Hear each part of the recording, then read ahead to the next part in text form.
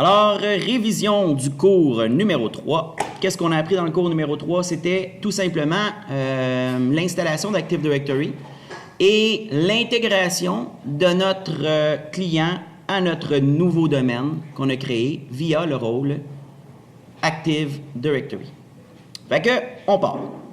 Fait que pour installer Active Directory, premièrement, Active Directory, il y a un préalable, ça prend absolument un DNS. Pourquoi? Vous l'avez appris hier. Surtout nous, dans notre cas, notre DNS, on a créé un nom de domaine qui n'existe pas sur Internet.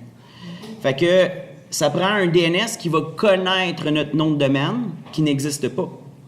Fait que, comment on fait ça? Bien, on va ajouter les rôles suivants. Toujours installation basée sur un rôle ou une fonctionnalité. Fait que nous, c'est un rôle. Notre serveur, je le sélectionne. Par la suite, je dois sélectionner DNS, toujours en installant mes snap-in pour ma console. Ajouter les fonctionnalités. Et par la suite, il me reste à activer l'Active Directory, l'ADDS qui est là. Toujours aussi avec les snap-in qui viennent avec. Et par la suite, dans le fond, comme vous avez pu voir, ça s'est rajouté à mon assistant. Fait que par la suite, pas de fonctionnalité installée pour l'instant. Serveur DNS. Rien, il ne me pose aucune question par rapport au serveur DNS. C'est dans l'Active Directory qu'il va me poser des questions. Fait que là, j'ai installé DNS et Active Directory. C'est tout, installation. Là, il va procéder à l'installation.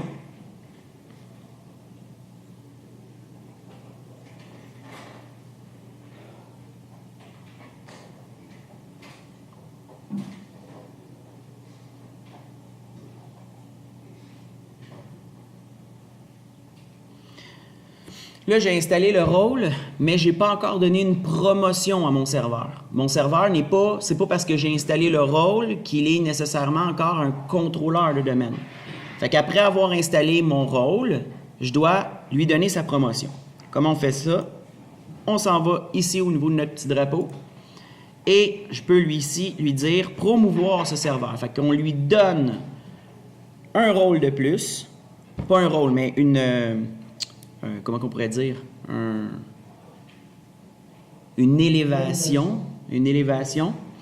Fait que ajouter un contrôleur de domaine sur un domaine existant, non. Nous, on va créer notre propre forêt. J'ai expliqué hier c'était quoi la forêt. Et ici, ben, il me demande le nom du domaine. Le domaine racine, comment il va s'appeler? Fait que nous, on avait dit Faridocola. .lan, fait qu'on y va avec un TLD qui n'existe pas, ce qui va provoquer forcément une erreur ici. Là, comme vous pouvez voir, là, on le voit travailler. Dans le fond, il est en train de vérifier, voir sur Internet si ça existe.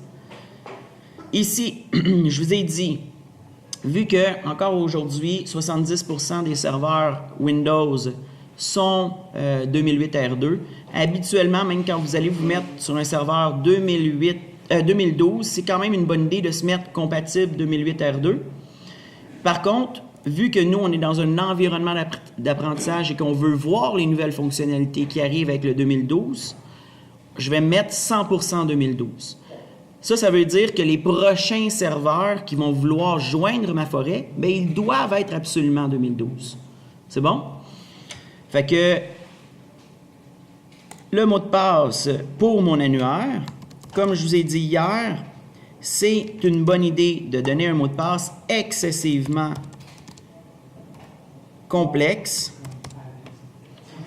Là, ici, encore une fois, on est dans un environnement d'apprentissage, mais rappelez-vous, l'Active Directory, c'est parce qu'on ne veut pas nécessairement que quelqu'un réussisse à avoir un accès physique à notre serveur et qu'il prenne les disques durs et qu'il ait la possibilité de revoir les données. Parce qu'en fait, c'est comme une base de données des utilisateurs. Active Directory, c'est ça.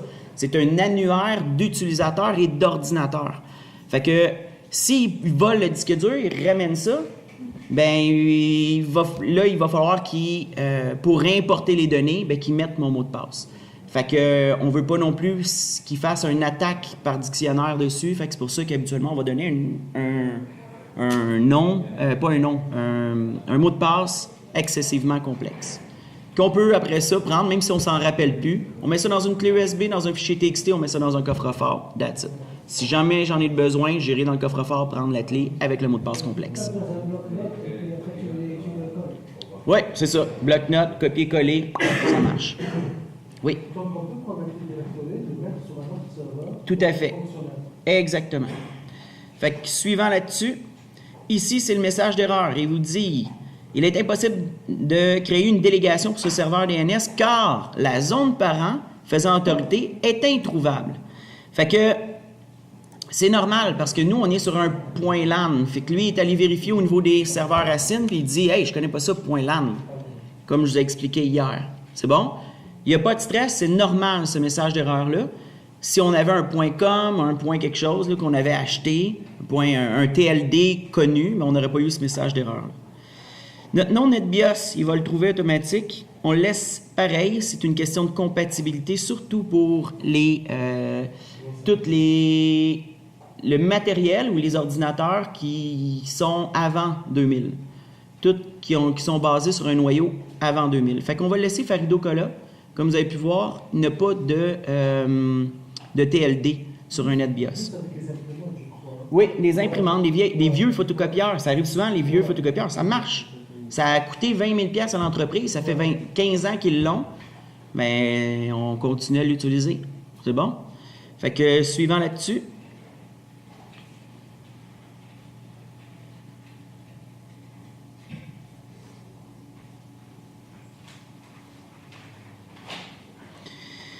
Ici, je vous conseillais fortement de mettre justement l'annuaire dans un disque dur à part qui était sur un RAID miroir. Malheureusement, on est dans un environnement virtuel et en plus, on a oublié, nous, de se créer un deuxième disque dur dans notre machine virtuelle. On va les voir plus tard. Fait que, dans le fond, c'est tout ce qui a un lien avec les scripts vont être là-dedans aussi. En tout cas, on va les revoir. Fait que nous, on va habituellement peut-être juste faire comme un E, deux points, backslash. On va aller le mettre dans un disque dur à part. Puis là, tu sais, je pourrais mettre AD. Puis là, je ferais ça partout. Tu sais, pour qu'il aille se placer dans mon E, deux points. Je dis que dans ce dossier-là, c'est mon annuaire qui est là-dedans. C'est bon? Et là, pour l'instant... Oui, tout à fait. On recommande. Parce que là, ici, notre problème, c'est que notre OS est à la même place que notre Active Directory. Fait que c'est un peu, à la limite, un peu dangereux. Si les disques... C'est ce que j'expliquais hier, dans le fond, c'est que je vais mettre des disques durs, 2 disques durs en miroir pour le OS et 2 disques durs en miroir pour l'Active Directory. Suivant. Et il est en train d'installer l'Active Directory. Et en même temps, il travaille évidemment dans le rôle DNS. Lui-même, il fait tout ça là, comme un grand garçon. Il travaille dans l'Active Directory. Il travaille l'Active Directory et le DNS.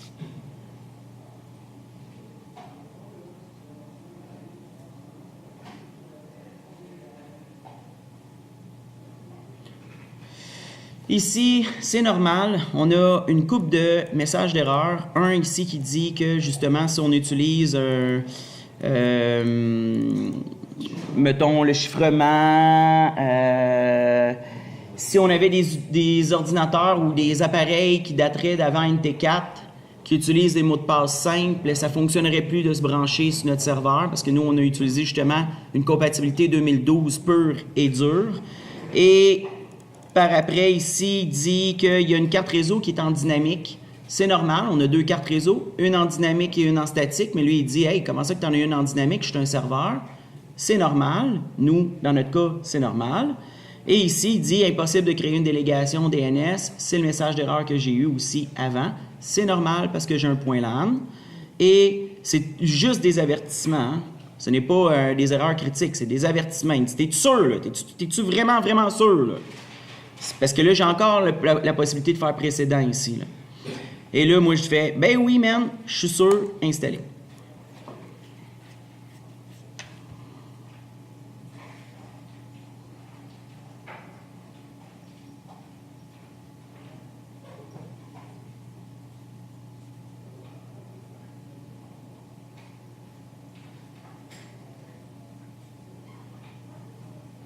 mes messages d'erreur reviennent. Si vous voulez en connaître un peu plus par rapport à justement le message d'erreur ici par rapport au chiffrement, en plus, il vous donne un lien là, à aller consulter là, pour apprendre un peu plus là-dessus. Théoriquement, une fois que ça c'est fait, ben mon serveur devra redémarrer. Vous avez vu, regardez, il a travaillé sur le DNS, on l'a vu rapidement, là, mais il a travaillé au niveau du DNS. Regarde, configuration du service DNS en cours. C'est normal, je viens de créer Farido Cola qui est relié à mon serveur. Fait que ça, il faut qu'il aille faire un enregistrement dans mon serveur DNS, comme j'expliquais hier, dans le fond. Même la plus grande partie de son travail, c'est ça, là.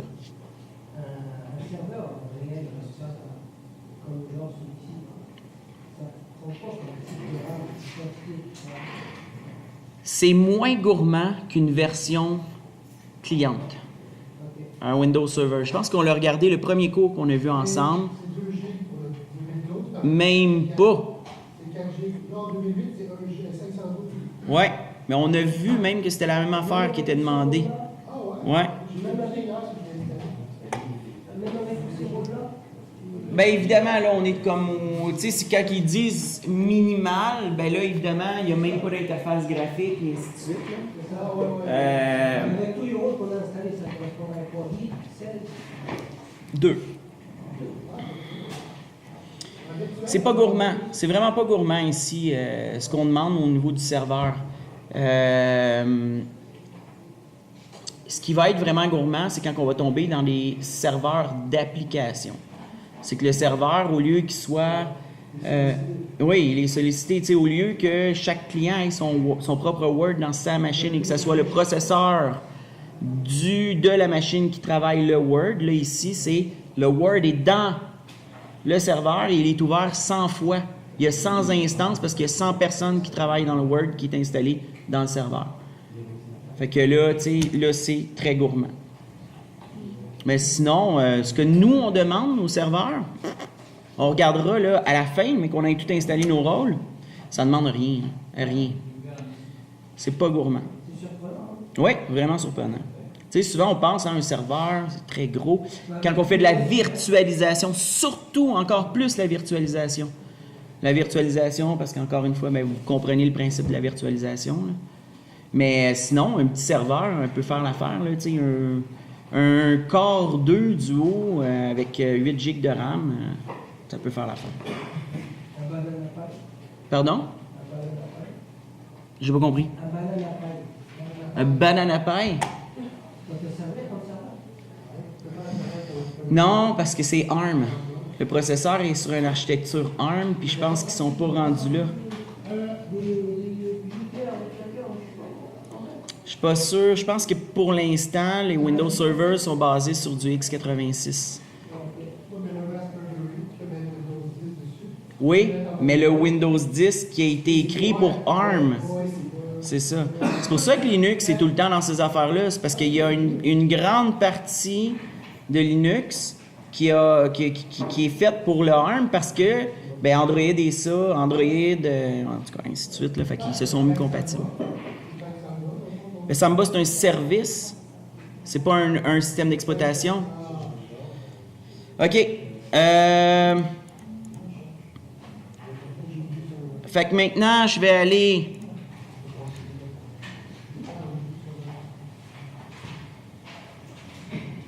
Voyons. Insérer un contrôleur du prime.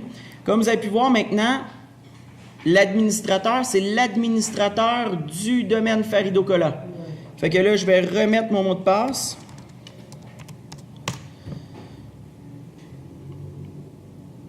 Et maintenant, il y a beaucoup de choses qui ne fonctionnent plus dans notre console.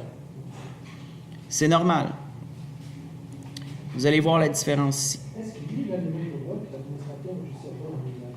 Oui, tout à fait. Oui, tout à fait.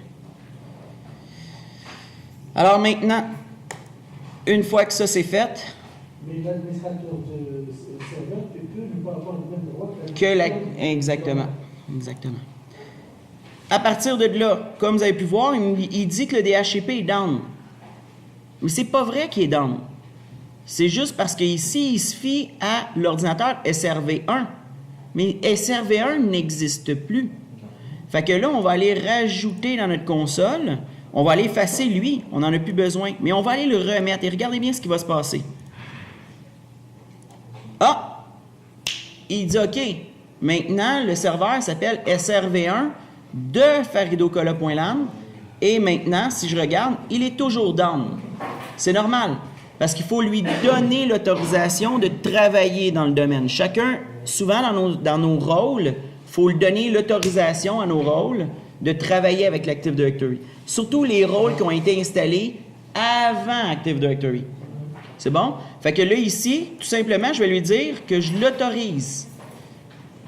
Je l'autorise. De toute façon, malheureusement, j'aurais dû vous le montrer. Là, ça disait comme de quoi qu'il y avait un message d'erreur. J'ai oublié de vous le montrer. Il y a un message d'erreur qui disait que le serveur DHCP n'est pas autorisé à travailler avec l'Active Directory. Fait que ça disait quoi faire. Ça le dit carrément quoi faire pour l'autoriser. Fait que là, moi, je l'ai montré, là, mais j'aurais dû vous montrer le message d'erreur.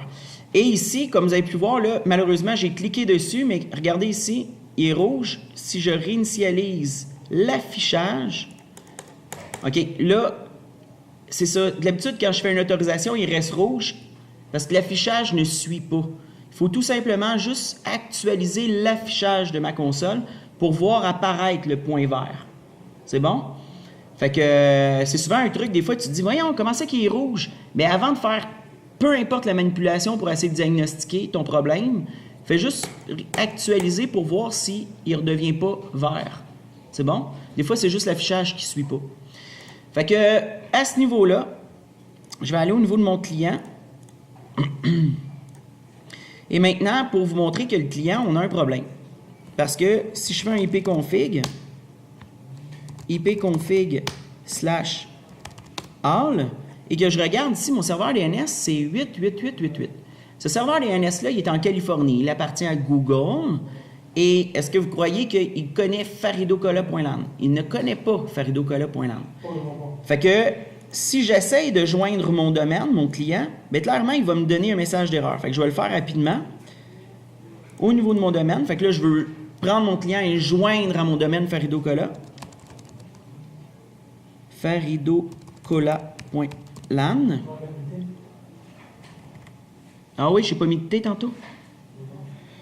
faridocola.lan. Et là, ici, il va nous donner un message d'erreur disant justement, « Hey, serveur DNS, il n'y a pas d'enregistrement relié à faridocola.lan. » Fait que c'est normal. Et en passant, c'est la plus grande erreur qu'on trouve dans les examens des étudiants. Les étudiants qui disent « Hey, j'ai tout fait, j'ai tout fait. Là, j'essaie de joindre mon domaine, VirtualBox ne marche pas. » Mais non, c'est pas VirtualBox, ça ne marche pas. Check tes affaires comme il faut. « Oh, j'ai tout checké. C'est sûr que c'est... OK, c'est beau. T'es sûr, là? Ouais. OK, c'est beau. » Tu regardes, il a oublié de placer comme il faut son DNS. Fait que là, ce qu'on va faire, bien, on va changer ça ici pour que le DHCP envoie les bonnes informations de DNS. Fait que comment on va faire ça? Bien, on va retourner au niveau de notre serveur, au niveau de notre rôle DHCP qui est ici. Et ici, je vais aller dans mes options du serveur. Je peux y aller aussi directement. Ça, mon étendue, c'est ce qui est envoyé. Je peux passer par l'option du serveur ou directement par ici. Je vais aller configurer mes options. Et ici, je vais juste aller trouver serveur DNS, lui dire, je vais supprimer ça ici. C'est bon? Et je vais lui dire, non, envoie plus 88888. Et là, mea culpa, hier, au lieu de mettre serveur DNS, j'ai mis serveur de nom. C'est sûr que ça ne peut pas marcher. C'est bon? Ce n'est pas les mêmes ports qui vont être utilisés. Fait que ici, c'est 10.11.12.13. En fait, c'est nous le serveur DNS pour notre domaine au complet. Et dans le cas où on ne connaît pas notre passage, on fait le nom de la machine, lui, il va l'identifier au complet. Oui, exactement. Fait que là, à partir de là, je vais lui dire OK là-dessus. Fait que là, mon routeur, c'est moi, parce que j'ai le service de routage d'installer qui est ici. Mon DNS, c'est moi parce que maintenant, j'ai une nouvelle affaire ici qui est apparue, qui est DNS, que je peux rajouter. Je suis le serveur DNS. Comme vous avez pu voir, je gère maintenant. Ah, je vous ai parlé hier des redirecteurs. Hein? On va les voir plus tard. Mes recherches directes. Farido Cola. Farido Cola est relié, dans le fond, justement, hein, à 10.11.12.13. Oui, c'est ça. La base de données, elle est là. Le nom du serveur. On va voir ça plus tard, de toute façon, parce que c'est vraiment la partie la plus nébuleuse. Rien n'est évalué, par contre, au niveau de l'examen, mais tellement intéressant. Tellement intéressant. C'est bon, ça? Fait que ça, c'est fait, mais je voulais juste vous montrer, on n'a pas besoin de rentrer dans DNS, là, ici, là. Il fallait juste configurer ici, dans mes options d'étendue, mon serveur DNS. Et à partir de là, bien, une fois que ça c'est fait, tout simplement, je vais revenir ici, dans mon client, et je vais lui dire, oublie ce que tu as, et refais une nouvelle demande au serveur DNS, au serveur DHCP. Puis là, il refait une nouvelle demande au serveur DHCP. Je vais aller vérifier la configuration qu'il a obtenue au niveau DNS en faisant ipconfig/all. Et je peux voir maintenant que le serveur DNS est 10.11.12.13. 10.11.12.13, c'est le serveur DNS qui connaît faridocola.lan. C'est bon? Fait qu'à partir de là, je vais aller ici, dans mon domaine, au niveau de faridocola.lan, je réécris ça, et là, bingo! Tout de suite, il est fait « Oh! Je te connais, toi! » Là, ici, il dit « OK, tu veux joindre mon domaine. Qui va donner l'autorisation de rentrer dans le domaine ici, dans le cas? C'est l'administrateur du domaine. De toute façon, c'est le seul compte qui est créé pour l'instant au niveau de l'Active Directory. Et à partir de là, je vais mettre le mot de passe du serveur pour dire « J'autorise tel ordinateur à rentrer dans mon domaine. » Je crois qu'il y a... on va vérifier pour être sûr, mais je pense que oui. Je pense qu'il aurait pu se joindre au domaine directement. Parce qu'il y a un compte à l'Active Directory, ça devrait fonctionner. À partir de là, il me dit « Bienvenue dans Farido Cola ». Et maintenant, ça va me permettre justement de... Bon, je vais le redémarrer. C'est bon? Et ici, ce que je vais faire, je vais retourner dans mon serveur et je vais aller juste vous montrer, je vais créer un utilisateur, c'est bon? Appartenant à Farido Cola, qui est ici. Dans le fond, je vais aller créer une unité organisationnelle qui va s'appeler secrétaire et je vais mettre l'utilisateur Saint-Aubin-T dedans, juste pour faire un exemple, c'est bon?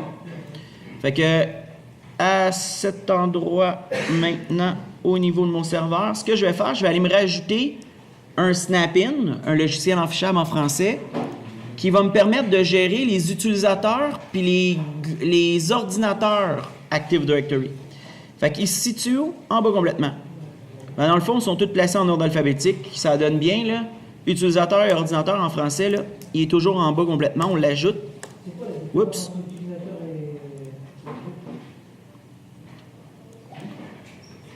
Locaux.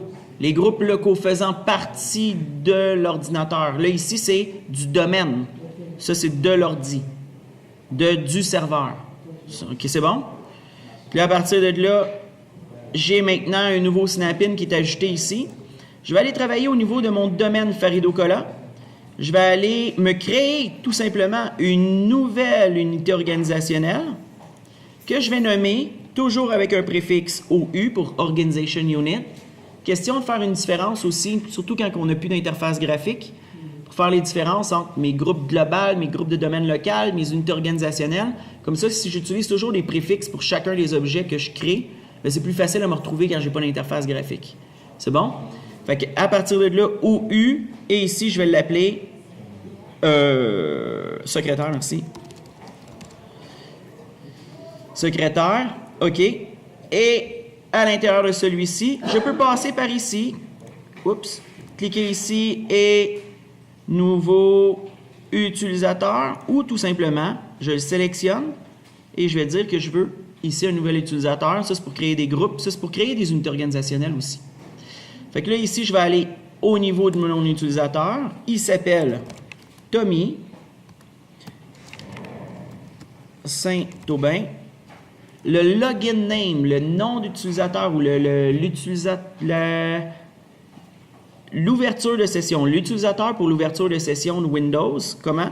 Que on va fonctionner avec la même nomenclature qu'on avait appris en gestion d'accès. Fait que Saint-Aubin, T, fait que nom de famille suivi de la première lettre du prénom, suivant là-dessus, et le mot de passe, on va aller lui mettre le même mot de passe qu'on utilise. Et maintenant, on va s'arranger pour que l'utilisateur n'ait pas... Surtout que là, on est dans un environnement d'apprentissage. En entreprise, on le laisse là pour que l'utilisateur choisisse son propre mot de passe, évidemment.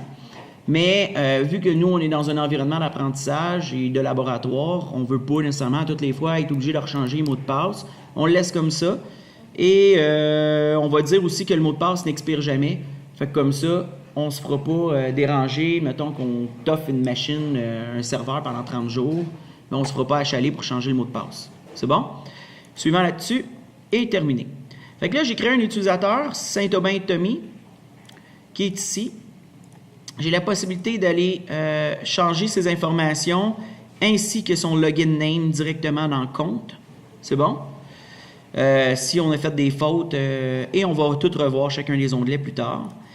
Et maintenant, si je m'en vais dans mon client et que maintenant, vu que j'ai un utilisateur dans mon domaine, je dois être capable de me loguer avec cet utilisateur. Fait que je vais aller me faire un petit contrôleur du supprime. Je ne veux pas me loguer sur l'ordinateur qui s'appelle client 1. Non, je veux me loguer dans le domaine Farido Cola. Fait que je change. Il faut vraiment que je m'assure que je vois Farido Cola. Et ici, je vais lui dire Saint-Aubin T. Et je vais mettre... J'ai pas besoin de le faire. J'ai pas besoin de faire arrobas Farido Cola. Parce que vu qu'ici, il est Farido Cola, c'est comme si je faisais arrobas Farido Cola. Ici, il va fonctionner. Et là, on pourrait le voir travailler au niveau du réseau. Je ne sais pas si on peut clairement voir la négociation. Ah, j'ai été un peu trop lent. Mais on peut voir, là, ici, c'est intéressant de voir les cartes réseau flashées. Là. On voit qu'il y a comme des communications qui se font entre le client et le serveur. Fait que, tu sais, peut-être juste de regarder une fois de temps en temps, là, voir si c'est intéressant. Maintenant, c'est exactement ça. Fait que notre utilisateur est maintenant rendu, c'est comme tu dis, Farid, sous le contrôle de les administrateurs de l'Active Directory. Fait qu'on va voir ça avec les Group Policy, Object, les GPO, les GPP, et ainsi de suite. On va tout voir ça plus tard. Fait que là, c'est ce qui met fin à ce qu'on a vu hier. C'est bon? Et je dis à ça